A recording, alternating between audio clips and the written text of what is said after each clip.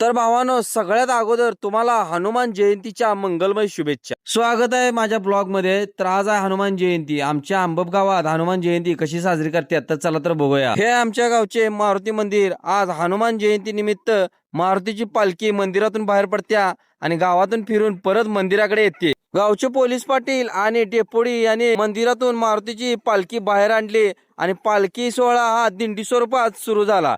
म्हणजे आपल्या पंढरीच्या वारीची दिंडी असते तशा पद्धतीनं मारुतीची पालखी गावातून फिरत फिरत परत अशी मंदिराकडे येते. पालखी सोहळा असा एक नंबर सुरू होता. गावचे सरपंच, डेप्युटी सरपंच, सदस्य, ज्येष्ठ हे सगळेजण प्रत्येक वेळी अशी त्या सोहळ्यात सहभागी असतात. खरंच भावानो, ह्या ज्या आपल्या काही भक्तिमय गोष्टी आहेत या अशा पिढ्यानपिढ्या जपल्या पाहिजेत. त्याचे नाव हनुमंत, त्याचे नाव हनुमंत, त्याचे नाव हनुमंत.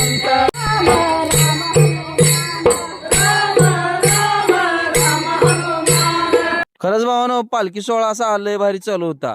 गावकरी सुद्धा पालखीच्या पायावर पाणी घालून असं पालखीचं पूजन चौका चौकात सुरूच होतं. इकडं भावानो, मंदिराच्या आवारात अशा सुंदर रांगोळ्या काढायला सुरू होतं. कारण की आता पालखी फिरून परत मंदिराकडे येणार होती आणि हनुमान जयंती म्हटलं की महाप्रसाद पण आला. इकडं गावकऱ्यांनी महाप्रसादाचं असं जबरदस्त आयोजन केलं. गावातून फिरून पालखी परत मंदिरापाशी पोहोचली. मंदिरापाशी बरेच गावकरी पालखीचे दर्शन घेण्यासाठी जमा झालेले असतात.